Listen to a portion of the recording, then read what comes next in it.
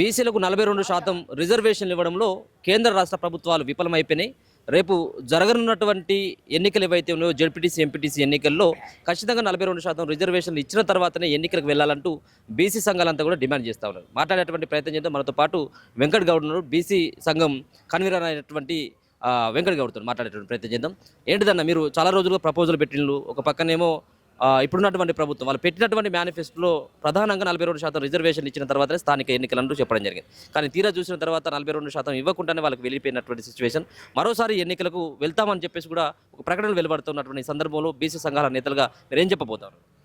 వాస్తవానికి 15 రోజుల క్రితము నాకు తెలంగాణ బీసీ జేఏసీ కన్వీనర్గా ఇవ్వడం జరిగింది జాజుల శ్రీనివాస్ గౌడ్ గారు. ఇచ్చిన వెంటనే మేము ఇల్లందు పోరుగడ్డ అయినటువంటి ఉమ్మడి ఖమ్మం జిల్లాకు సంబంధించినటువంటి ఇల్లందులో ఒక కార్యక్రమం చేయడం జరిగింది. ఈ తర్వాత ఇప్పుడు జరిగినటువంటి ఈ యొక్క బీసీ రౌండ్ టేబుల్ సమావేశంలో పాల్గొంటున్నాము. ఏదైతే 42% రిజర్వేషన్ ప్రకటించిందో అవన్నీ కూడా స్వార్థపూరితటువంటి ప్రకటనలు అనగా భావిస్తున్నాం. గతంలో జరిగినటువంటి బీసీ రిజర్వేషన్ల కోసం అనేక మంది నాయకులు కార్యక్రమంలో పాల్పంచుకున్నటువంటి సందర్భము, ప్రభుత్వాలను మేల్కొనే కార్యక్రమము ఆర్ కృష్ణయ్య గారితో సహా అందరి కార్యక్రమాలు చేసినటువంటి సందర్భం. కాకపోతే అప్పుడు జరిగినటువంటి ఉద్యమాలు హైదరాబాద్కే పరిమితమై, హెడ్ క్వార్టర్ల దగ్గర పరిమితమై, అసెంబ్లీ దగ్గర పరిమితమైనటువంటి సందర్భం. కానీ ఏదైతే జాజుల శ్రీనివాస్ గౌడ్ గారిని జేఏసీ చైర్మన్గా ఎన్నుకోబడిన తర్వాత ఇది పల్లె ప్రాంతాలకు కూడా ఈ సందేశము మీ యొక్క మీడియా ద్వారా లేకపోతే అనేక పేపర్ మాధ్యమాల ద్వారా కూడా వెళ్ళినటువంటి సందర్భం.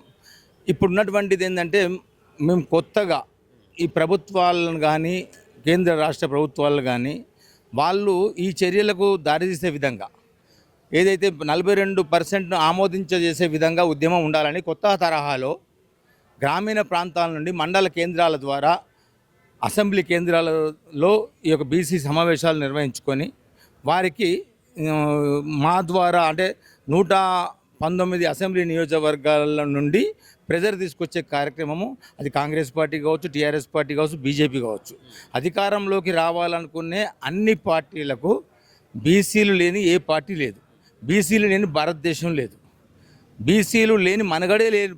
ఇప్పుడు బీసీ జేఏసీలో మీరు కన్వీనర్గా పనిచేస్తున్నారు. బీసీ జేఏసీ ఏర్పడ్డప్పుడు ఉన్నటువంటి సంఖ్య ఇప్పుడు బీసీ జేఏసీలో ఎందుకు లేదంటే ఏం సమాధానం చెప్తారు?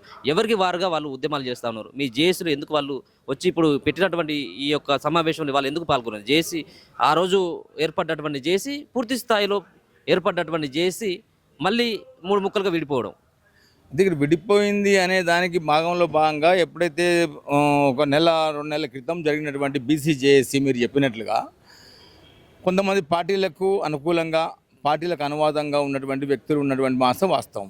ఇందాక జాజుల శ్రీనివాస్ గౌడ్ గారు చెప్పినట్టు 1996 నుంచి ఏ పార్టీకి సంబంధం లేకుండా కేవలం బీసీ ఉద్యమాని కోసమే పనిచేస్తూ దారాదత్తం చేస్తూ తన యొక్క జీవితాన్ని బీసీలకు అంకితం చేసినటువంటి సందర్భంగా ఇంతమంది నాయకులు ఉన్నప్పటికీ వాళ్ళందరూ కలిసే జాజుల శ్రీనివాస్ గౌడ్ గారిని రాష్ట్ర జేఏసీ చైర్మన్గా ఎన్నుకోవడం జరిగింది. కాబట్టి వాళ్ళు కొంతమంది వాళ్ళ యొక్క పార్టీల ఒత్తిడి కావచ్చు, ఎప్పుడు ఏ పార్టీ అయినా ఏ ప్రభుత్వం అయినా మనం బీసీలము అనగొక్కబడుతున్నటువంటిది అగ్రవర్ణాల చేతులు అనే సంగతి కేంద్ర రాష్ట్రంలో ఉన్నటువంటి ప్రభుత్వాలకు తెలుసు, ప్రజలకు తెలుసు. కాబట్టి వాళ్ళ ఒత్తిడి మేరకు కొంతమంది స్వార్థపూరితమైన నాయకులు వెనకడుగు వేయొచ్చు, కానీ వాళ్ళు నైతికంగా మద్దతు ప్రకటించే అవకాశం ఉంది. ఇలా కాంగ్రెస్ పార్టీ నుంచి హనుమంతరావు గారు కావచ్చు, మహేష్ కుమార్ గౌడ్ గారు కావచ్చు, లేకపోతే టీఆర్ఎస్ పార్టీ నుంచి మన డిప్యూటీ స్పీకర్గా చేసినటువంటి మా మధుసూదన్ చారి గారు కావచ్చు, లేకపోతే వద్దిరాజు రవిచంద్ర గారు కావచ్చు, ఇంకా ఇప్పుడు ఇలా దత్తాత్రేయ గారు పాల్గొన్నారు.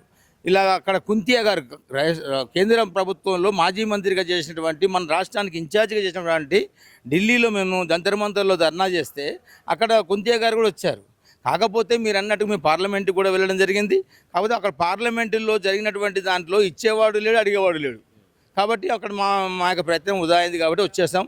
మళ్ళీ ఏదైతే కార్యక్రమాలు తీసుకుంటున్నామో ఖచ్చితంగా అందరికీ కనువిప్పగలిగే విధంగా, ఏదైతే ఇప్పుడు వ్యక్తిగతంగా పోతే మనం సాధించలేము, ప్రభుత్వాలే బిల్లు పెట్టాలి.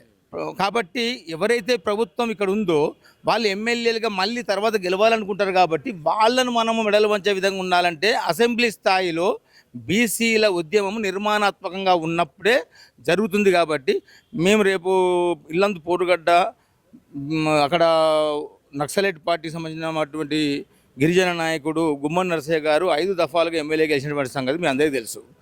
అక్కడే తెలంగాణ ఉద్యమం ప్రారంభమైందనే విషయం కూడా ఇది కొలిశెట్టి రామదాస్ గారు ఫస్ట్ 69లో ఉద్యమం మొదలుపెట్టినటువంటి వ్యక్తి. మేము కూడా ఏమనుకుంటున్నామంటే అక్కడి నుంచే ఇంటింటి బహుజన జనీయ చైతన్యం యాత్ర మొదలు పెడుతున్నాము. ఇది జనవరి 2వ వారంలో ఈ కార్యక్రమం మొదలవుతుంది. మేము ఇంకా అనేక కార్యక్రమాలు తీసుకుంటాం. జాజుల శ్రీనివాస గౌడ్ గారు తీసుకునే ఏ కార్యక్రమం అయినా కూడా అన్ని నియోజకవర్గాల నుంచి ప్రాధాన్యత లభించే విధంగా ఉంటుంది.